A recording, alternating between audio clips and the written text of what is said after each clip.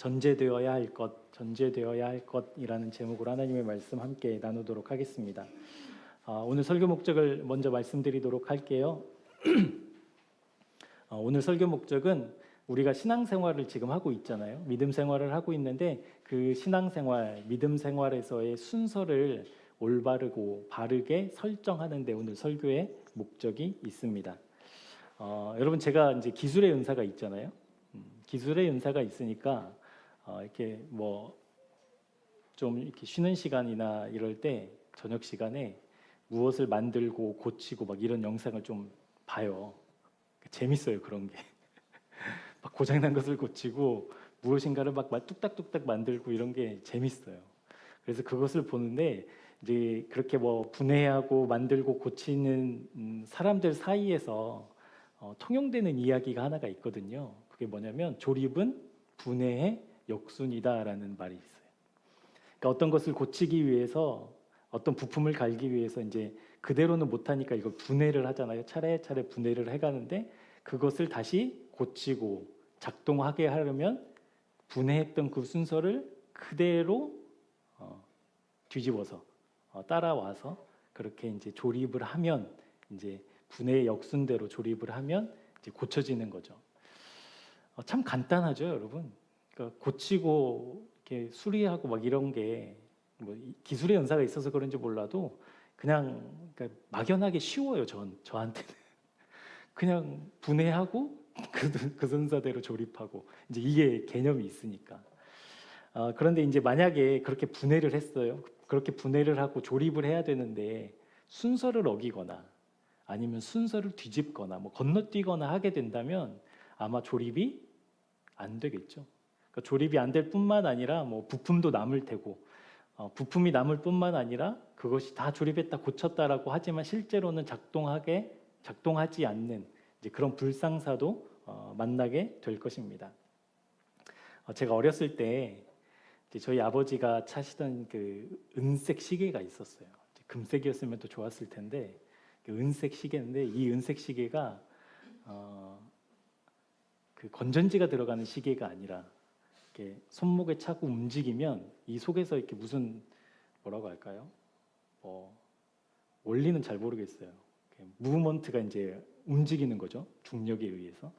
그것이 이렇게 움직이면서 이제 태엽을 자동으로 감아줘서 손을 이렇게 막 흔들고 시계 안을 보면 이제 시계가 가고 이제 가만히 두면 또 멈추고 이제 뭐 그런 시계를 갖고 계셨어요. 그래서 이제 아버지가 이제 회사 가시고 이제 시계만 덩그라미 이렇게 남았는데 제 마음에 어린 마음에 아마 초등학교 한 고학년쯤 됐을 거예요. 그게 너무 이해가 안 되는 거예요. 그러니까 시계가 건전지가 있어야 가지. 건전지를 안 갈아도 되는 시계가 세상에 어디 있냐. 그러니까 그 시계와 저와 이렇게 가만히 마주 보면서 도대체 이게 이해가 안 되는 거예요. 그래서 실제로 건전지가 있는지, 그러니까 아버지가 거짓말하고 있는지를 확인해 보고 싶은 거예요. 그래서 그 시계를 이제 열었죠. 시계를 열었더니 건전지가 있었을까요? 없었을까요? 건전지는 둘째치고 여러분 시계 이렇게 분해해서 보신 적 없죠? 먼지 같은 그런 부품들도 있고, 그러니까 그 투박한 손으로 이걸 막 분해했으니 이제 난장판이 된 것이죠. 그래도 이제 어쨌든 확인을 했으니까 이제 다시 되돌려 놔야 이제 혼나지 않으니까 그것을 다시 잘 되돌려서 이제 뚜껑을 딱 덮어가지고 딱 이제 탁자 위에다 올려놨는데 그 시계가 갔을까요? 안 갔을까요? 당연히 안 갔겠죠.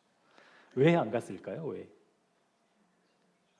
뜯은 순서대로 분해한 순서대로 아마 차근차근 조립했으면 뭐 아무리 복잡한 시계라도 그건 사람이 만들었을 테니까 아마 고쳐졌고 제대로 시간을 알려주는 그 시계 역할을 했을 겁니다. 그런데 그 작은 부품들 뭐 이런 걸 맞추다가 아휴 이거 확인했으니까 이제 난 됐어. 이제 이제 궁금한 건 풀렸어. 그래서 이 시계를 그냥 뚜껑을 탁 닫아가지고 놓으니 이제 아버지는 고장난 시계를 이제 뭐 서랍장 저 구석 한쪽에 치워놓고 이제 쓸모없는 그런 시계가 되어버리고 말았습니다. 이것을 왜 이야기 드리냐면 우리 영적인 순서, 우리가 신앙생활하고 있는 이 신앙의 순서에서도 그 순서가 너무 중요하다라는 거예요. 그러니까 별로 중요해 보이지 않아도 순서가 어긋나 버리면 이 신앙의 결과, 신앙의 목적지가 완전 다 달라져 버리기 때문에 그렇습니다. 그러니까 무엇을 쫓아가느냐? 그러니까 우리는 신앙은 쫓아가는 거잖아요. 우리 예수 그리스도의 길을 쫓아가는 건데 그 무엇을 쫓아가느냐가 때로는 똑같이 주님을 따르고 있지만 그 순서가 잘못됐을 때에는 주님을 따르면서도 내 욕구와 내 만족과 내 성취를 위해서 주님을 따르게 되기도 한다고요. 그러니까 순서가 잘못되면 그렇게 되기도 하고 또 바른 순서여야만 우리 목자 되신 주님을 따라가는 순전한 순종의 종이 될 수 있다라는 거예요. 그것이 어디에서 오냐? 어디에 차이가 있느냐? 바로 순서에 있다라는 겁니다. 순서. 그 순서 이야기를 오늘 좀 설교를 통해서 여러분과 함께 나누려고 합니다. 주님을 따라가는데 그럼 여러분 어떻게 따라가고 계셔요? 우리 주님을 따라가는 믿음의 여정들을 다 같이 지금 걷고 계시는데 어떻게 따라가고 계시냐는 거예요. 어떻게? 저는 이 이미지가 너무 선명해요. 그러니까 골로새서 1장에서 말하고 있는 흑암의 권세에 놓인 우리가 주님을 따라가는데 땅을 짚고 더듬 이렇게 쫓아가고 있는 모습. 그게 너무 선명해요. 그러니까 주님을 따른다라고 하지만 주님을 따라가고 있다라고 하지만 나는 그리스도인이야. 그래서 그리스도가 가신 그 발자취를 밟고 가. 그런데 실상 우리의 손과 발과 우리의 모든 감각기관은 다 이 땅에 고정되어서 주님을 따른다고 말하면서도 이 땅을 짚고 가는 그 모습이 전 너무 선명해요. 우리가 주님을 어떻게 따라갈 것이냐. 우리가 만약에 영적인 순서, 이 믿음의 순서가 제대로 설정이 되어 있다면 흑암 가운데 놓인 우리가 이 땅에 있는 것을 다 뒤로 하고라도 그러니까 이 땅의 모든 것을 다 초월하고라도 하늘의 것으로만 만족할 수 있는 그 믿음 우리 모두가 갖기를 주님의 이름으로 축복합니다. 그것을 위해서 예수님이 오셨다고 말씀하시니까 그냥 막연하게 그래 그러면 좋고가 아니라 실제 우리의 삶이 실제 우리의 신앙의 순서가 바르게 세워져서 정말 이 땅의 것에 연연해하지 않고 하늘의 만족과 하늘의 기쁨과 하늘의 평안을 누리는 우리 신앙생활 되었으면 좋겠습니다. 그래서 다른 것에 흔들리지 않고 다른 것과 막 섞여서 애매모호한 게 아니라 언제나 그 하늘로 결론 맺는 그 믿음이 주님의 이름으로 여러분의 모든 신앙생활 가운데 함께하기를 축복합니다. 아무쪼록 오늘 우리가 읽은 에베소서 말씀을 통해서 우리가 영적인 그 순서를 좀 바르게 할 거예요. 그러니까 바르게 할 거니까 바르게 한다라는 것은 이미 좀 어긋나 있다라는 거잖아요. 그러니까 우리의 그 어긋나 있는 그 신앙의 순서를 바로잡는 데에는 또 고통이 따를 거예요. 힘듦이 따르고 또 우리가 관성적으로 따랐던 내 습관과 내 행위와 생각들과 결정들이 있겠지만 그럼에도 불구하고 주님 의지하고 다시 그 믿음의 순서를 바르게 하는 오늘 이 시간이 되었으면 좋겠습니다. 우리 본문 16절 말씀을 한번 같이 읽어볼게요. 너무 유명한 말씀이고 아마 우리 중에는 모르는 사람이 없을 거예요. 오늘 16절 말씀 같이 한번 읽어보도록 하겠습니다. 시작. 세월을 아끼라 때가 악하니라. 아멘. 여러분은 이 말씀을 어떻게 읽고 계셔요? 이 말씀을 어떻게 해석하고 계셔요? 세월을 아끼라 때가 악하다. 믿음의 사람이라고 하면 세월을 아껴야 되는구나. 여기까지는 동의하시죠? 왜 세월을 아껴야 돼요? 왜 세월을 아껴야 돼요, 우리는? 말씀이 나오잖아요. 세월을 아껴라. 왜?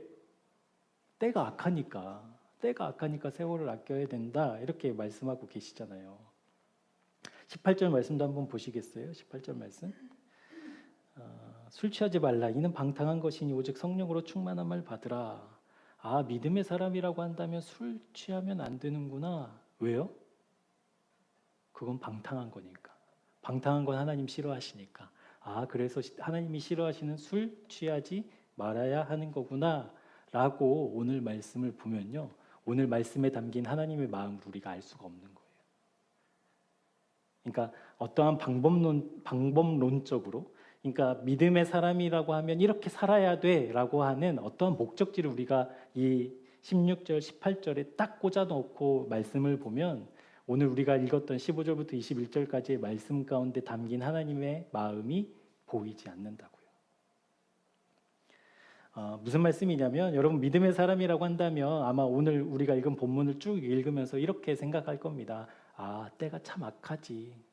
맞아. 내가 살아가고 있는 우리나라, 이 대한민국의 문화 너무나도 악하지. 그러니까 세월을 아껴야 되는구나. 아, 나 드라마 좋아했는데 이제 하나님이 세월을 아끼라고 하셨으니까 이제 TV도 안 보고 다 끊고 영화도 안 보고 이제 나는 나의 생각과 마음을 빼앗는 그 영상물도 다 핸드폰도 다 끊을 거야 라고 이제 생각하게 된다라는 거예요. 세월을 아끼는 방법으로. 여러분도 이렇게 스쳐 지나가는 것들이 있으시죠? 아, 세월을 아껴야지. 내가 세월을 허비하고 있었지라는 그 어떤 지점들이 아마 다 각자 있을 겁니다. 그렇게 반응을 한다고 믿음의 사람들이 성경의 18절 말씀에도 술을 우리 중에는 없겠지만 종종 드시는 분들에게 이 말씀을 들이대면서 술 취하지 말라고 했잖아. 근데 왜 계속 술 먹어? 술 언제 끊을 거야? 막 이렇게 이제 접근한다라는 거예요. 그건 방탕한 것인데 하나님이 싫어하는 것인데 당신 집사인데 아직도 술 못 끊었어? 막 이렇게 이제 정죄하고 이제 그렇게 우리가 반응한다라는 거예요. 그런데 여러분 우리가 세월을 아껴야 한다고 하나님이 말씀하셨으니까 세월을 아끼기 위해서 우리 당연히 결단하고 다짐하잖아요. 아멘? 세월을 아끼라고 말씀하셨으니까 우리 마음에 표현은 하진 않아도 아, 내가 진짜 시간을 허비하고 있었구나. 아, 진짜 아껴야 되겠네 라고 우리 그렇게 반응하잖아요. 술 취하지 말라고 했으니까 아, 술 끊어야 되겠네 이렇게 반응한다고요. 그런데 여러분 그렇게 하기 위해서 우리 결단하고 다짐하잖아요. 맞죠? 그렇게 결단하고 다짐하는데 그 결단과 다짐이 여러분 열매 맺은 적 혹시 있으세요? 여러분이 하나님 앞에 하나님 나 이렇게 살게요. 나 이렇게 살도록 도와주세요 라고 간구하고 기도했는데 실제로 그 간구가 내 삶의 열매로 맺혀진 적 있으시냐고요. 아마 거의 없을 거예요. 저나 여러분이나 같은 이제 그 경험이기 때문에 그래요. 그러니까 우리가 하나님 앞에서 원함이 있었고 기도하고 간구했지만 실제 그 기도와 간구가 그 다짐이 결단이 왜 열매로 맺혀지지 않는가? 그것에 우리 다 고개 끄덕거리잖아요. 그것에 저는 반대하는데 이런 분은 없잖아요. 너무 당연한 거니까. 우리 신앙생활 하다 보면 그 다짐과 결단이 얼마나 허무하게 무너지는지 우리 수없이 경험했으니까. 그런데 도대체 무엇이 문제이길래 우리의 삶으로 그 결단이 열매 맺지 못하고 있는가? 그 기도가, 그 원함이 왜 우리의 일상 가운데 녹아들지 않고 있는가? 여러분 결론부터 말씀드리면 우리의 결단이 잘못돼서가 아니라 우리의 다짐이 잘못돼서가 아니라 우리의 그렇게 원하에서 하나님께 간구함이 잘못된 것이 아니라 믿음의 순서가 잘못됐다라는 거예요. 믿음의 순서가. 이렇게 예를 들어 볼게요. 이제 신대원에 들어가려면 이제 공부를 이제 해요. 이제 입학 시험을 이제 준비하죠. 대부분 이제 재수해서 들어가요. 제일 많이 합격하는 이제 그 뭐라고 할까요? 수험생들이 이제 재수한 분들, 두 번째 시험을 본 분들이 제일 많이 합격하고 처음에 합격한 사람은 그리 많지 않아요. 제가 이제 신대원 갈 때만 하더라도 뭐 전국에서 이제 신대원을 가려고 이제 학생들이 몰리니까 경쟁률도 셌을 뿐만 아니라 실제로 그 입학 시험을 준비하는 전도사님들의 그 뭐라고 할까 열심, 그 열정은요 마치 뭐 진짜 고시 준비하는 것처럼 해요. 새벽 5시에 도서관 문을 여는데 새벽 5시에 도서관 문이 열리자마자 가장 공부하기 좋은 자리 앉으려고 전도사님들이 새벽 4시 40분, 50분에 올라가서 줄 서 있고 막 그래요. 12시에 문을 닫는데 12시까지 누가 제일 늦게 나오냐 막 이런 거 이제 서로 막 스터디에서 막 이제 이야기하거든요. 어떤 전도사님이 제일 늦게 나오더라 막 이러면서. 그러니까 정말 열심히 공부를 해요. 그러니까 그렇게 공부를 해서 열심히 해서 모두가 합격하면 좋겠지만 여러분 합격은 이제 정해져 있는 거잖아요. 몇 명 뭐 1등부터 몇 등까지만 딱 합격 이렇게 정해져 있으니까 이제 경쟁률이 치열하다는 거죠. 근데 제가 공부하면서 이제 그 신대원 준비를 이제 9년 동안 하신 전도사님을 만났어요. 그러니까 9년 동안 입시를 계속 하신 거예요. 이제 그분이랑 이제 그렇게 계속 도서관에서만 공부하니까 이제 체력이 떨어지니까 저녁밥을 먹고 한 30분에서 1시간은 이제 운동하는 시간에 이제 그 전도사님을 만났어요. 근데 그 전도사님이 9년 동안 여러분 공부를 했으니 시험은 합격하지 않았다고 하더라도 9년 동안 공부한 그 노하우가 있잖아요. 그 통찰력이 있다고요.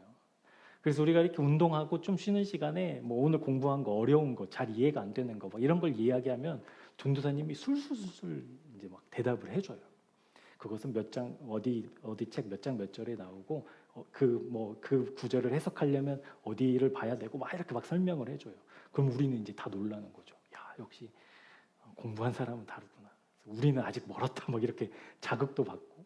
막 그렇게 하는데 그 전도사님이 속한 이제 그 스터디 그룹 안에서 이 전도사님이 이제 막 강의를 하는 거예요. 신대원 입학 강의를. 여러분 그러면 이제 그 강의를 듣는 전도사님들의 그 초롱초롱한 눈빛 여러분 상상 한번 해보셔요. 성경을 술술술술 풀어주고 어려운 문제든 어떤 문제든 그 전도사님한테 가져가면 그 전도사님 막 다 꿰뚫고 있고 그러니까 막 그 전도사님을 동경하는 막 그 눈빛이 있거든요. 그러니까 이 전도사님이 거기에 이제 만족감을 느끼기 시작한 거예요. 그래서 어떤 공부를 하기 시작했냐면 가장 어려운 시험에도 나오지 않을 만한 막 그런 공부들을 이제 막 하기 시작한 거예요. 근데 이 전도사님이 지금 사람 가르치러 왔어요? 입학하러 왔어요? 입학하러 왔어요. 제 기억으로는 제가 신대원 2학년 올라가면서 아마 이제 공부를 그만두셨다라고 소식을 들었는데, 그러니까 지금 내가 공부해야 될 것은 학교에 입학해야 되는 공부를 해야 되는 거잖아요. 누구를 가르치는 공부가 아니라. 근데 그 순서가 뒤바뀌어 버리니까 어려운 문제, 헷갈린 문제, 난해한 문제들은 술술술 풀 수 있지만 실제로 입학하기 위해서 맞춰야 될 문제들을 이제 틀리는 거예요. 순서가 달라져서.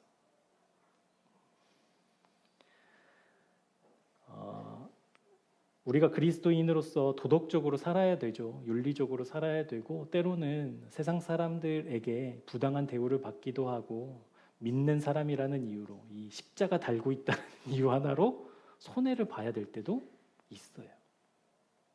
그렇게 반듯하게 살아야 되는데 여러분 그렇게 억울한 일을 당하면서도 그것을 감내하며 사는 그 힘든 믿음 생활, 괴로운 믿음 생활, 그것을 먼저 하는 것이 아니라는 말씀을 먼저 드린다는 거예요.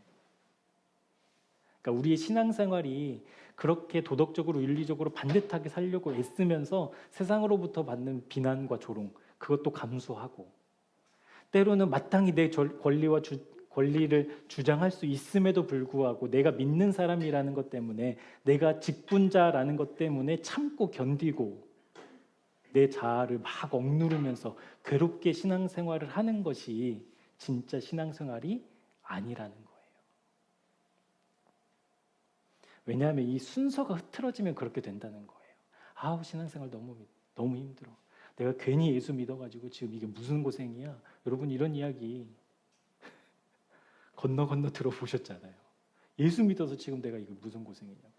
안 믿었으면 편할 텐데. 순서가 틀렸기 때문에 순서. 여러분 그 순서가 흐트러지면요. 우리는 그리스도인이 아니라 그리스도인처럼 사는 사람들이 돼요. 다시 한 번 더 말씀드릴게요. 우리가 믿음의 순서가 뒤바뀌어져 버리면 우리가 그리스도인이 되는 것이 아니라 그리스도인들처럼 살아가는 사람들 된다고요. 그러지 않기를 축복합니다. 네. 그런 의미에서 우리 15절, 16절 말씀 같이 한번 읽어보도록 하겠습니다. 시작.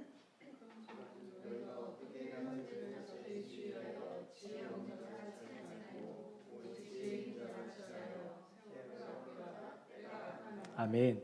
여러분 우리가 어떻게 행해야 하는지를 살펴봐야 하는 이유가 어디에 있지요? 그러니까 저와 여러분이 세상의 흐름과는 정반대로 그러니까 세상에서 가야 되는 넓고 반듯하고 그 큰 길을 가지 아니하고 우리가 좁은 길, 협착한 길을 가야 되는 그 이유가 무엇이냐는 거예요. 왜 그렇게 해야 되죠, 우리가? 그러니까 남들처럼 넓은 길 가면 좋고 남들이 원하는 대로 세상의 흐름 따라 분위기 따라 유행 따라 살면 그렇게 어렵지 않을 텐데 왜 우리는 그것을 거스르기도 하고 때로는 좁은 길을 선택하며 가야 되냐고요. 왜? 그 말씀이 어디 나오냐면요. 에베소서 2장으로 한번 가볼게요. 2장 3절에서 5절 말씀입니다. 2장 3절에서 5절 말씀 우리 다 같이 합독하도록 할게요. 시작. 전에는 우리도 다 그 가운데서 우리 육체의 욕심을 따라 지내며 육체와 마음에 원하는 것을 하여 다른 이들과 같이 본질상 진노의 자녀이었더니 긍휼이 풍성하신 하나님이 우리를 사랑하신 그 큰 사랑을 인하여 허물로 죽은 우리를 그리스도와 함께 살리셨고 너희는 은혜로 구원을 받은 것이라. 아멘. 그러니까 우리가 전에는 어떠한 사람들이었냐고 성경은 이야기하고 있냐면 우리가 육체의 욕심을 따라 본질상 진노의 자녀로서의 삶을 살았다라고 성경은 우리의 정체성을 규정하고 있습니다. 그러니까 우리가 마땅히 행해야 할 것을 왜 주의 깊게 보아야 하냐면요. 우리가 전에는 진노의 자녀였고 본질상 우리의 육체의 욕심을 따라 사는 사람들이었는데 이제는 어떤 존재가 되었다라는 거예요? 말씀에 따르면 이제는 십자가로 말미암아 우리가 진노의 자녀가 아니라 저주의 자녀가 아니라 죽음의 자녀가 아니라 하나님의 자녀가 되었다라고 말씀하고 있다라는 거예요. 그러니까 우리가 진노의 자녀에서 하나님의 자녀로 우리의 무엇이 바뀐 거예요? 우리의 존재가 바뀐 거잖아요. 그러니까 우리의 원래 옛 존재는 옛 사람은 저주받고 죽고 끊어져야 될 버림받아야 될 존재였는데 그 존재가 예수님의 그 십자가로 이제는 하나님의 자녀가 되는 영원한 생명을 누리는 진리 가운데 머무는 하늘의 평안을 누리는 하나님의 자녀로 이 존재가 바뀌었다라는 거예요. 그러니까 존재가 바뀌었다라는 것을 다른 말로 좀 표현하자면 가치관이 바뀌었다라는 말로 우리 표현할 수 있어요. 가치관이 바뀌었다. 그러니까 그리스도인들은요, 그냥 내가 하나님을 믿어 나 죽으면 천국 가 그게 그리스도인이 아니라 실제 내 가치관이 하나님의 가치관으로 바뀐 것을 의미한다라는 사실입니다. 저와 여러분 어떻게 하나님을 믿고 우리의 가치관이 바뀌었어요? 여러분의 가치관이 바뀌었죠?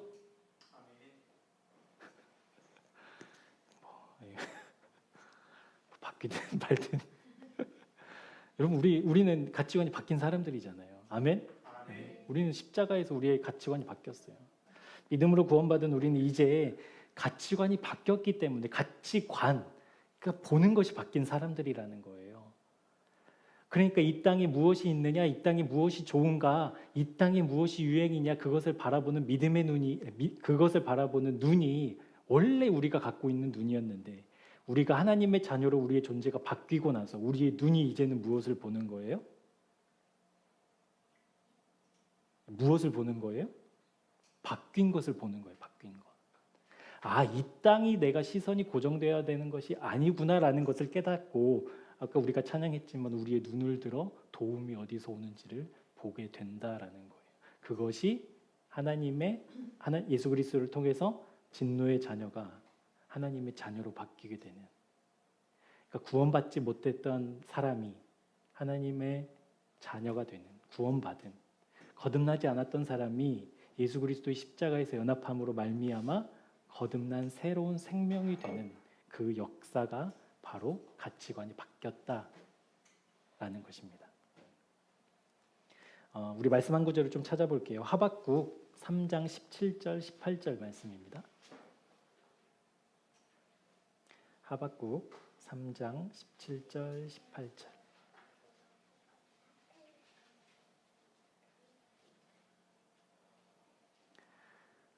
다 찾으셨으면 하박국 3장 17절 18절 우리 합독하도록 하겠습니다. 비록 무화과 나무가 무성하지 못하며 포도나무에 열매가 없으며 감람나무에 소출이 없으며 밭에 먹을 것이 없으며 우리의 양이 없으며 외양간에 소가 없을지라도 나는 여호와로 말미암아 즐거워하며 나의 구원의 하나님으로 말미암아 기뻐하리로다. 아멘. 사랑하는 여러분, 내가 가치관 바뀐 게 맞나? 여러분 그거 확인하고 싶으시죠? 내가 가치관이 바뀐 것이 정말인가? 그래서 두 가지 질문을 해보면 알아요. 내가 무엇 때문에 기뻐하는가? 그리고 나는 무엇 때문에 슬퍼하는가? 내가 기뻐하는 것과 내가 슬퍼하는 것이 이렇게 맞닿아 있거든요. 그러니까 내가 기뻐하는 어떤 요소, 내가 슬퍼하는 어떤 요소를 보면 여전히 내 가치관이 바뀌지 않았구나. 여전히 내가 이 땅에 내 시선이 고정되어 있구나라는 것을 알게 돼요. 예를 들어서 돈을 한번 들어볼게요. 돈. 여러분 돈 많이 있으면 기뻐요, 안 기뻐요? 솔직히 얘기해 보세요. 기뻐요, 안 기뻐요? 누가 100억 준다고 하면 안 받을 거예요? 돈이 많으면 기쁘다고요. 근데 돈이 없으면 여러분 수중에 이제 돈이 하나도 없어요. 내일 뭐 먹을 것도 없어. 그러면요. 그러니까 그 지점이라는 거예요. 돈을 누가 100억 준다고 해도 저는 안 기뻐요. 그렇게 이제 목사니까 이제 그런 믿음이 되고 싶어요. 누가 100억을 준들 1000억을 줄들 우리 주님으로만 기뻐합니다. 그 믿음 갖고 싶어요. 근데 그거라는 거예요. 진짜 거듭난 사람, 진짜 하나님의 그 십자가의 보혈 그 한 방울로 구원하여서 깨끗하게 된 사람은 이 땅의 것이 없다고 즐거워하고 슬퍼하지 않고 하늘의 것, 하나님의 그 생명만으로도 기뻐할 수 있는 그것이 바로 우리가 읽었던 하박국 3장의 말씀이에요. 여러분 보세요. 하박국 선지자가 어떤 상황인가? 여러분 무화과 나무가 무성하지 못하고 포도나무에 열매가 없어요. 감람나무에 소출도 없어요. 밭에 먹을 것이 없어요. 그것뿐만 아니라 우리의 양과 소도 없어요. 여러분 그러면 슬퍼해야 하는 게 맞잖아요. 걱정하고 염려하고 대안을 찾는 것이 맞잖아요. 그거라도 아니라면 지금 내가 이 소출이 없고 먹을 것이 없고 소와 양이 없는 이 상황을 어떻게든 완전하게는 아니더라도 어떻게든 이 문제를 조금은 해결하고 숨통 트이게는 해야 되잖아요. 그래서 바삐 움직이고 아침부터 저녁까지 도와줄 사람을 찾고 그것도 안 된다면 나 좀 도와달라고 동네 어귀에서 소리라도 지르고 울고 구걸해서라도 내 먹을 걸 마련해야 되는 것이 맞잖아요. 근데 하박국 선지자는 뭐라고 얘기하고 있어요? 18절에 보면 18절 한번 읽어볼게요. 시작.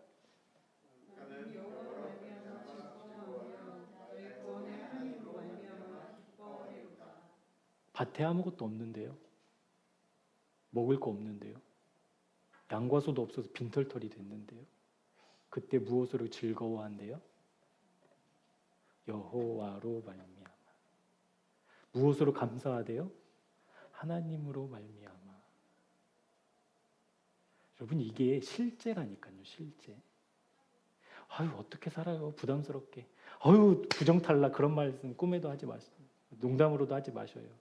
그게 아니라 실제 진노의 자녀였던 우리가 하나님의 자녀로 거듭났다면 그 하나님의 하늘 생명으로 우리의 마음 하늘에 가 있다면 실제 먹을 것이 없어도 즐거워할 수 있다는 것.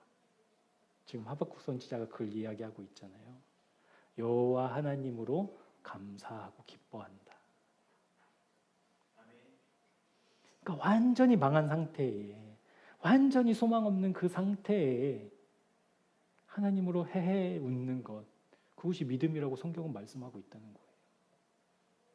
우리 다른 말씀도 한번 찾아볼까요? 설교하면서 많이 찾아봤지만 고린도후서 4장 말씀입니다. 고린도후서 4장 7절부터 10절까지 말씀.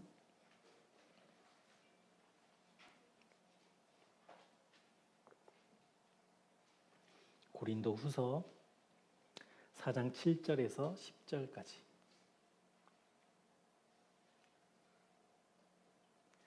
우리 같이 합독하도록 하겠습니다. 시작.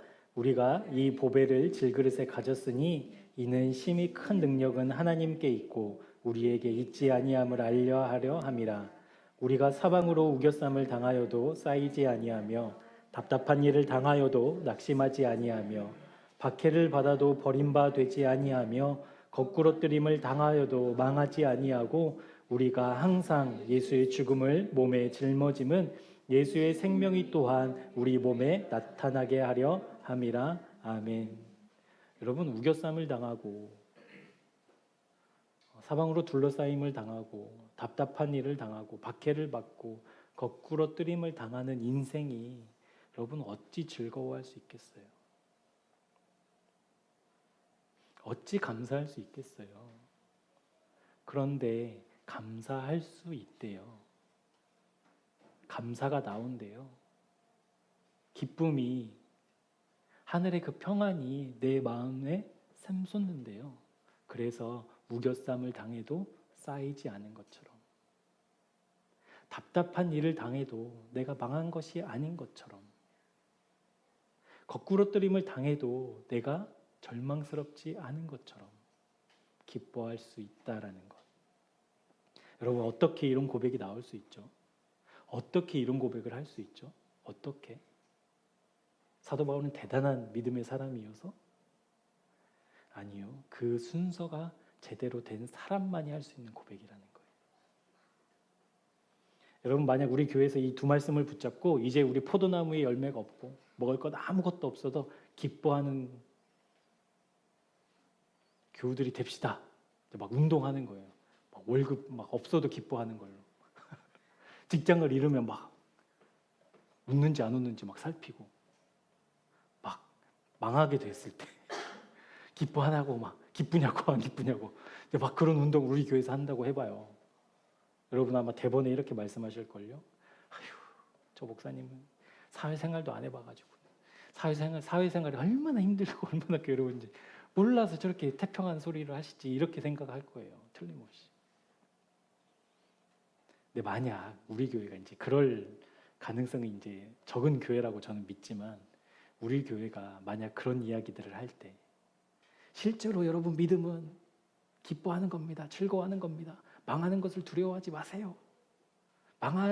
그 두려워하지 않는 그 기쁨을 가진 것이 여러분의 진짜 믿음입니다 하면서 막 즐거워하고 막 웃으라고 하고 감사하라고 하고 막 그것을 강요하기 시작하면 여러분 손을 번쩍 들고 말씀하셔야 돼요. 무엇을 말씀하냐? 목사님, 순서가 바뀌었어요. 그 말씀을 하셔야 된다는 거예요. 순서가 바뀌었어요. 여러분, 믿음의 순서는 그렇게 말씀하고 있지 않아요. 성경에서 말씀하고 계신 하나님의 마음은요, 그렇지 않아요. 오늘 본문으로 다시 돌아가서 우리가 에베소서 5장 16절 말씀, 세월을 아껴라, 18절 말씀, 술 취하지 말라. 그러면 믿음의 사람이라고 한다면 세월을 허비하는 것은 믿음의 사람이 아니구나. 술 먹고 술 취하는 것은 하나님 기뻐하시지 않는데 술 먹는 사람은 믿음이 없는 거구나 라고 생각하면 안 된다라는 거예요. 그것이 먼저가 아니에요.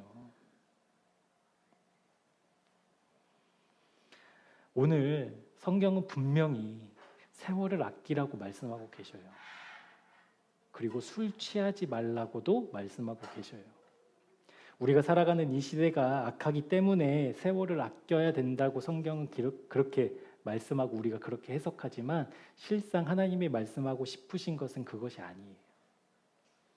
술 취하지 말아야 하는 이유는 그것이 하나님이 기뻐하시지 않는 방탕한 삶이기 때문에 하나님 기뻐하는 삶이 되기 위해서 술을 끊어야 된다, 그렇게 말씀하고 있는 것이 아니라는 거예요. 여러분 15절 말씀 한번 눈으로 보시겠어요? 15절 말씀. 우리 끝에쯤에 보면 이런 말씀이 있죠. 오직 지혜 있는 자같이 하라. 여러분, 지혜가 뭐죠? 지혜. 지금 하나님의 말씀을 듣는 귀. 이게 원어적인 표현으로 지혜라는 뜻인데요. 그 지혜를 가진 사람들, 그 지혜가 과연 무엇인가? 17절 여러분 말씀 한번 보시겠어요? 17절. 눈으로 한번 보셔요. 오직 주의 뜻이 무엇인가 이해하는 것이 바로 지혜라는 거예요. 지혜. 그러니까 그 에베소서에는 지혜가 원어적으로 보면 내가 지금 하나님의 말씀에 귀 기울이고 하나님의 말씀을 듣는 것이 지혜인데, 에베소서는 지금 지혜를 무엇이란 또 다른 말로 표현을 하고 있냐면 오직 주님의 뜻이 무엇인가를 이해하는 것, 그것이 지혜라는 거예요. 여러분 그러면 우리가 지혜 있는 사람이 되어야 되는데 한 가지 이상한 점이 있죠. 그게 무엇이냐면 여러분이 가지고 있는 지식, 여러분이 가지고 있는 지혜, 여러분이 가지고 있는 상상력으로 하나님의 뜻을 이해할 수 있을까요, 우리가? 하나님의 계획을 이해할 수 있을까요? 이해하고 우리가 기꺼이 순종할 일이 있을까요? 우리가 그래도 꽤 신앙생활 오래 했으니까 하나님의 뜻이 이러이러하구나. 그렇지. 물론 하나님의 뜻이 이러이러하지. 이해가 됐어. 오케이. 그러면 나는 이제 순종할게. 라는 믿음의 그 작동들이 되냐고요. 안 되죠. 우리의 힘으로는 죽었다 깨어나도 하나님의 뜻이 이해가 안 되죠. 그렇죠? 그래서 우리는 뭘로 살아요? 이해로 사는 게 아니라 뭘로 살아요? 그래서 이제 믿음으로 사는 거예요, 우리는. 하나님 뜻이 이해가 안 되니까. 하나님은 오르시지. 하나님은 항상 맞지. 그 믿음을 갖고 이해가 안 되지만 따라가잖아요. 근데 오늘 말씀은 뭐라고 얘기하고 있어요? 오직 주님의 뜻이 무엇인가 이해하래요. 우리의 지혜로, 우리의 생각으로는 절대 하나님의 뜻을 이해할 수 없어요. 그래서 하나님의 뜻이 이해되려면 꼭 필요한 한 가지가 있는데 그것이 18절 말씀입니다. 18절 말씀. 술 취하지 말라. 이는 방탕한 것이니 오직 성령으로 충만함을 받으라. 아멘. 우리가 하나님의 뜻을 이해할 수 있는 딱 한 가지 방법은 뭐냐면요. 우리가 성령으로 충만해질 때만 가능해요. 그러니까 우리가 성령으로 충만해지지 않은 상태에서의 하나님의 뜻이 이해된다는 것은 거짓말이고 이해된다라고 했다면 그것은 잘못한 이해예요. 오직 우리가 성령으로 충만할 때에만 하나님의 뜻이 하나님의 뜻으로 이해된다는 거예요. 그걸 좀 설명해 볼게요. 저라는 존재가 여기 있잖아요. 저라는 존재가 있는데 아마 우리 예지자매가 저를 설명하는 것과 예근 형제가 저를 설명하는 것과 목사님이 저를 설명하는 것은 다 다를 거예요. 그렇죠? 왜냐하면 예지자매의 인격이 있고 예근 형제의 인격이, 목사님의 인격이 다 다르기 때문에 그렇죠. 그런데 좀 말이 웃기긴 하지만 예지자매 안에도 목사님의 인격이 들어있어요. 그리고 목사님 안에도 예지자매 인격이 들어있어요. 그러면 같은 이야기가 나올까요? 서로 다른 이야기가 나올까요? 같은 것이 내 안에 있다면 그것이 성령의 충만함이라는 거예요. 그러니까 하나님 아버지로부터 나오신 성령 그리고 예수 그리스도로부터 나오신 그 성령이 내 안에 거할 때 내 안에 거하신 그 성령님 같은 성령님으로 말미암아 이제 비로소 설명할 수 없고 도대체 헤아릴 수 없었던 하나님의 뜻이 어떻게 된다고요? 이해된다. 그것이 바로 성령의 충만함이라는 거예요. 그렇기 때문에 성령으로 충만해야 된다라고 성경은 말하고 있고 그것이 가장 먼저여야 한다라는 거예요. 그러니까 믿음의 순서가 언제나 성령님으로 충만해지는 것이 1번이라는 거예요. 아멘. 영적인 순서예요, 이게 바로. 그러니까 설교의 제목처럼 전제되어야 될 것이 있는데 우리가 믿음의 많은 이야기들을 하고 많은 권면들을 하고 많은 믿음의 삶의 기준들을 우리가 세우고 하나님의 말씀을 아무리 멋들어지게 해석한다 하더라도 가장 먼저 성령으로 충만해 있지 않으면 잘못될 수 있다. 그러니까 영적인 순서에 비추어 보면 지금 내가 세월을 아끼느냐 아끼지 않느냐, 내가 지금 술을 마시냐 안 마시냐, 그것에 취해 있느냐 안 취해 있느냐보다 그거보다 먼저 전제되어야 될 것, 너 지금 성령으로 충만하니? 라는 질문이라는 거예요. 여러분 그렇게 성령으로 충만한 삶을 사는 사람들의 삶이 이어지는 말씀에 나오거든요. 우리 19절부터 21절까지. 우리 19절부터 한번 읽겠습니다. 시작. 시와 찬송과 신령한 노래들로 서로 화답하며 너희의 마음으로 주께 노래하며 찬송하며. 여러분 여기까지는 어떻게 좀 하실 수 있으시겠죠? 하나님 노래하고 찬양하고 또 찬양 듣고 뭐 하실 수 있으시겠죠? 서로 우리 찬양 뭐 우리 카톡방에도 막 올라오잖아요. 찬양 뭐 은혜 받은 찬양 막 올라오고. 그러니까 서로 이 정도까지는 할 수 있어요. 그런데 여러분 20절도 같이 읽어볼게요. 시작. 범사에 우리 주 예수 그리스도의 이름으로 항상 아버지 하나님께 감사하며. 그러니까 범사에 감사하라는 말씀이에요. 범사에 감사하라는 말씀. 이건 어떠세요?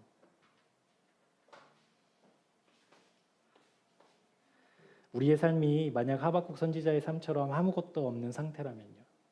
사도 바울처럼 복음을 위해서 나의 모든 것을 들여서 헌신했음에도 불구하고 복음을 전하면 전할수록 사람들이 영접하고 새로운 생명을 누리면 누릴수록 세상은 더 나를 힘들고 괴롭고 구속하고 억압하고 핍박한다면요.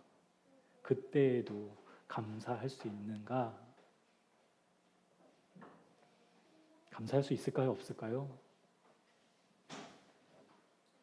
있어요. 성경이 그걸 말씀하고 있잖아요. 지금 언제만? 성령으로 충만할 때에만. 그러니까 어떤 문제가 터져서 지금 내가 막 괴로워, 힘들어, 아니면 어떤 일이 잘 돼서 내가 너무 막 기뻐. 그때 성령님이 내 안에 계시지 않으면 그것은 철저하게 100%예요. 100%. 100%이 땅의 것들 때문에 내가 만족하고 슬퍼하는 거예요. 21절도 한번 볼게요. 그리스도를 경외함으로 피차 복종하라. 경외는 하나님이 줄어들까 봐 걱정하는 거랄때 두려워하는 것. 내 인생에서 내 삶에서 하나님의 영역이 줄어들까 봐 두려워하는 것. 그것이 경외함인데 이 경외함이 그러니까 제가 목사의 직분을 감당하고 있지만 이 목사로서의 어떤 권위, 뭐 설교를 잘해 어떤 칭찬, 아니면 누가 막 잘 섬김의 대상, 막 이런 것들이 줄어들까 봐 제가 막 조마조마한다면 저는 하나님을 경외하는 것이 아니죠. 하나님을 경외하지 않는 이유는 뭐겠어요? 내 안에 성령님이 계시지 않는 상태이다라는 거예요. 그러니까 내 안에 성령님으로 충만해지지 않으면 하나님이 줄어드는 것보다 사람들이 나를 어떻게 생각하고 사람들이 나를 어떻게 인정하고 사람들이 나를 어떻게 칭찬할까 그것이 혹시 줄어들면 목사님 오늘 설교 너무 감사했습니다. 너무 은혜로웠어요. 라는 인사 안 해줘서 내 마음이 상한다면 내 마음의 상태는 지금 주님 계시지 않는다라는 거예요. 그런데 21절은 피차 복종하래요. 피차 복종하라.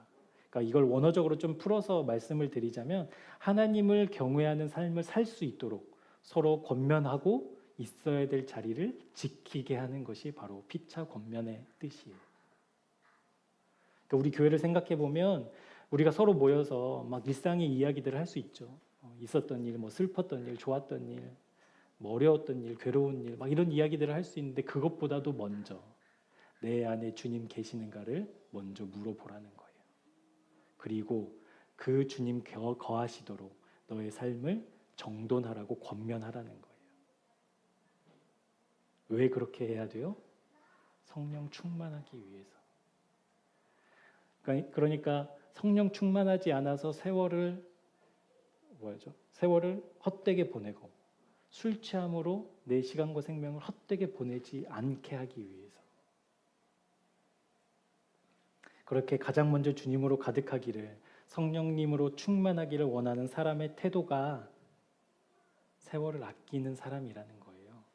술 취하지 않는 사람이라는 거예요.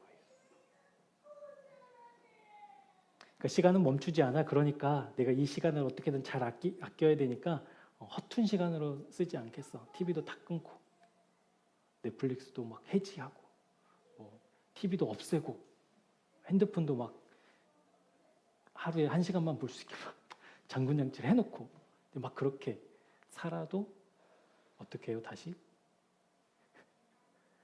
다시 계약하고 풀고 막 사들이고 이제 뭐 이렇게 한다라는 거예요. 근데 그것이 안 됐기 때문에 슬퍼하는 나를 가슴 치지 말고 먼저 내가 이거 넷플릭스를 보내 만에 뭐 TV를 보내 만에 게임을 하네 만에가 먼저가 아니라 가장 먼저 내 안에 주님 있는가? 내 안에 지금 주님 주인 되어 계신가? 이것을 점검하라는 거예요. 그 점검한 사람이 할 수 있는 삶의 태도가 세월을 아끼게 되는 거고, 그렇게 살아가는 삶의 태도가 술에 취하지 않는 거라고 말씀하고 계신다라는 거예요. 그러니까 우리가 순서가 뒤바뀌어서 너 왜 그렇게 세월을 허송세월에 이렇게 책망할 대상이 아니라, 책망할 뭐라고 할까요? 소스가 아니라, 당신 집사가 이렇게 언제까지 술 마실 거야? 라고 책망해야 될 근거가 아니라, 가장 먼저 당신 안에 주님 있는가? 내 안에 주님 계시는가? 그것을 점검할 때, 그 주님이 내 안에 계셔서 주인 되셔서 실제로 내 일상을 주님과 동행하며 살아가고 있는 사람이 바로 세월을 아끼는 사람이다라는 뜻이라는 거예요. 술 취하지 않는 사람이다라는 뜻이라는 거죠. 그렇게 우리가 오직 성령으로 충만하기를, 주님으로 가득하기를 원하고 기도할 때, 더 이상 술의 힘을 빌려 맨 정신으로 살아갈 수 없어 괴로워하는 그 사람이 이제 주님만 바라보고 그 주님께만 내 문제와 고통 내어드리고 주님의 뜻을 구하는 실제 술이 끊어지는 역사가 일어난다라는 거예요. 그 의지와 내 노력이 아니라. 그러니까 술을 끊어야, 교회 가면 술 끊어야 되는데 담배 피면 안 된대. 그러니까 이런 문제가 아니라 실제 내 안에 주님 거하시는 것을 확인한 사람들은 우리의 삶이 정돈된다라는 겁니다. 그런데 여러분, 이러한 시간은 자동으로 주어질까요? 우리가 교회 열심히 다니면 주어질까요? 나는 모르겠으니 하나님이 다 알아서 하시겠지. 모든 것을 다 하시고 모든 것을 하실 수 있는 전지전능한 하나님이시니까 믿고 나는 아무것도 안 하면 이 믿음이 주어질까요? 지금 당장은 큰 문제가 없으니까 나중에 되면, 지금 바쁜 일들 처리해놓고 나중에 좀 여유가 되면 그때 하나님께 물어야지라는 그 불신앙으로 우리는 이 믿음을 가질 수가 없어요. 우리 마지막으로 시편 126편 말씀을 좀 찾아보고 말씀 마치도록 하겠습니다. 시편 126편 5절 6절입니다. 시편 126편 5절 6절 우리 같이 합독하도록 할게요. 시작. 눈물을 흘리며 씨를 뿌리는 자는 기쁨으로 거두리로다. 울며 씨를 뿌리러 나가는 자는 반드시 기쁨으로 그 곡식단을 가지고 돌아오리로다. 아멘. 여러분, 기쁨으로 거두는 사람, 반드시 기쁨으로 그 곡식단을 가지고 돌아오는 사람은 어떤 사람이에요? 눈물로 씨를 뿌리는 사람. 그러니까 아니라는 거예요. 그게 씨를 뿌리는 사람이 거둬요. 근데 이 씨를 뿌리는 사람에게 지금 어떤 일이 벌어진 거예요? 울 일이 생긴 거예요. 눈물을 흘릴 일이 생긴 거예요. 그러니까 눈물이 흘리고 울어야 될 때이기 때문에 씨를 뿌릴 수 있어요, 없어요? 우느라. 그러니까 예를 들면 집에 이제 뭐 장례가 났어요. 예를 들어. 그래서 막 다 슬퍼하고 있는데 막 울면서 나는 씨 뿌리러 간다면 그게 맞아요, 틀려요? 이상하죠? 그러니까 우리가 울며 씨를 뿌려야 되는 사람만 기쁨으로 거두는 게 아니라니까요. 하나님의 법칙은 씨를 뿌리는 사람은 거둬요. 근데 이 씨를 뿌리는 사람은 어떤 사람이냐면 울 일이 있어도, 내가 지금 슬퍼함에 짓눌려서 아무것도 할 수 없는 그 상태라도 다시 일어나 이 종자 주머니를 메고 밭에 나가서 씨를 뿌려야만 하는 것을 의식하고 있는 사람은 반드시 그렇게 기쁨으로 단을 거둔다라는 뜻이에요. 그러니까 우리가 신앙생활 하면서 하나님이 없이도 내가 무엇인가 노력하고 애써서 멋진 신앙인처럼 살아가지만, 마치 그리스도인들처럼 살아가지만 실제 내가 씨를 뿌리는 그 노력 없이는 나는 그리스도인이 될 수 없다라는 거예요. 여러분, 이게 저는 좀 두려운 말씀이에요. 겉으로는 우리는 모르니까, 그 믿음이 막 이렇게 등급으로 이렇게 새겨져 있는 게 아니니까, 그 속에 어떤 믿음인지 우리가 다 알 수 없으니까. 그러니까 겉으로 보면 너무 막 믿음이 좋은 분인데, 정말 어른인데, 실상은 내 마음에 지금 울 일 때문에 씨를 안 뿌리는 사람이라고 한다면, 지금 내가 눈물을 흘려야 되는 일 때문에 마땅히 뿌려야 될 그 씨를 뿌리지 않는 사람이라고 한다면 나중에 기쁨으로 그 단을 거둘 수 없다라는 거예요. 그러니까 여러분, 우리의 신앙생활이 눈물을 흘리지 않도록 만드는, 그러니까 눈물을 흘릴 일이 없도록 하는 안전장치로 우리의 신앙이 변질되면 안 됩니다. 우리의 신앙은요, 지금 눈물이 날 때에, 울어야 될 때에도 마땅히 뿌려야 될 하나님의 말씀을 뿌리는 삶이어야 한다라는 거예요.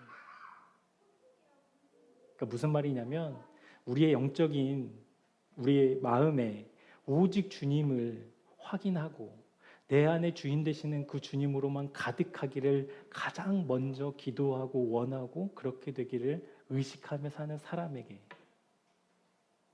때로는 그렇게 살아서 그렇게 그 마음으로 살지만 수많은 환경들이, 여건들이, 상황들이 도대체 이 마음을 지키지 못하게 나를 애워싸고 올가매고 뒤집어뜨리고 넘어뜨리고 그렇게 한다 하더라도, 그래도 울며 씨를 뿌리는 믿음의 사람에게 하나님은 기쁨의 단을 거두게 하시겠다라는 약속의 말씀, 우리 신뢰했으면 좋겠습니다. 사랑하는 새생명교회 교우 여러분, 그래서 우리는 가장 먼저 주님 주목해야 돼요. 가장 먼저 주님이 내 안에 계시는가 날마다 확인해야 돼요. 내 안에 지금 주님 계시지 않는다라고 여겨지면, 느껴지면, 의식되면, 인식되면 그때 무릎 꿇고 주님, 내 마음에 주님 계셔야 된다고 기도할 수 있는, 그것이 때로는 오랜 시간이 걸린다 하더라도 포기하지 않고 그 주님 꼭 확인하고 싶다고 우리의 온 마음을 내어놓고 주님께 간구하는, 울며 씨를 뿌리는, 가장 전제되어야 될 것, 가장 중요한 것 먼저 해결하는 지혜로운 성도들 되시길 주님의 이름으로 축복합니다. 기도하겠습니다. 본질상 진노의 자녀였던 우리를, 흑암에 살던 우리를 십자가의 은혜와 사랑으로 구원하여 주신 하나님, 오늘 말씀을 통해 그 하나님께서 우리에게 원하시는 것은 가장 먼저 주님을 의식하며 주님으로 가득하기를 원하는 마음의 자세임을 보게 하셨습니다. 우리의 눈이 어그러져 주님 계신가 계시지 않은가에 대한 점검도 없이 믿음의 사람이라고 한다면 세월을 아껴야 한다고, 술 취하지 말아야 한다고 주장하고 여겼던 철없는 믿음을 회개합니다. 주님과 연합하지 않고서는, 주님으로 가득하지 않고서는 세월을 아끼는 노력, 술 취하지 않는 삶은 아무런 의미가 없음을 알게 하셨습니다. 주님, 우리 모두 주님으로 가득했으면 좋겠습니다. 우리 마음에 주님 계심을 가장 먼저 점검했으면 좋겠습니다. 우리 안에 주님 계셔서 주인 되실 때 비로소 밭에 식물이 없고 소와 양이 없어도 여호와로 말미암아 기뻐한다는 하박국의 그 믿음의 고백이 실제되는 은혜 우리에게 베풀어 주옵소서. 예수 그리스도의 이름으로 기도합니다. 아멘. 우리를 붙잡아 주옵소서. 세월을 아끼라, 술 취하지 말라에 우리의 눈과 마음을 집중하지 않고 오늘 보여주시고 알려주신 주님의 마음 깨달아 가장 먼저 주님을 의식하고 주님으로 채워지기를 원하는 실제 믿음이 열려지는 은혜 있기를 간절히 기도합니다. 하나님을 주인 삼고 신뢰하는 믿음이 그저 내 인생의 평안함과 행복을 위한 것이었다면 돌이키게 하시고, 오직 주님의 뜻과 마음과 말씀으로 가득해져 주님이 우리 모두를 통해 이루실 하나님의 일을 기대하는 믿음으로 옮겨지게 하여 주옵소서. 그때 비로소 하늘의 평화가, 하늘의 기쁨이, 하늘의 만족이 실제되는 줄 믿습니다. 사랑하는 주님, 오늘 말씀 앞에 선 우리 모두에게 주님이 현실되게 하셔서 수많은 사실들 속에서 오직 주님만 마음에 담는 새생명 교우들 되게 하여 주옵소서. 그것이 가장 먼저임을 늘 잊지 않게 하셔서 언제나 주님으로 가득한 우리 모두가 되도록 우리의 마음을 사로잡아 주옵소서. 이제는 우리 구주 예수 그리스도의 은혜와 하나님 아버지의 사랑하심과 성령님의 인도하시고 이끄시는 역사가 그 어떤 상황과 현실 속에서도 가장 먼저 주님이 먼저입니다 라고 고백하며 그렇게 살아가기를 원하는 주님의 백성들에게 지금부터 영원토록 함께 하옵시기를 간절히 축원하옵나이다. 아멘. 감사합니다.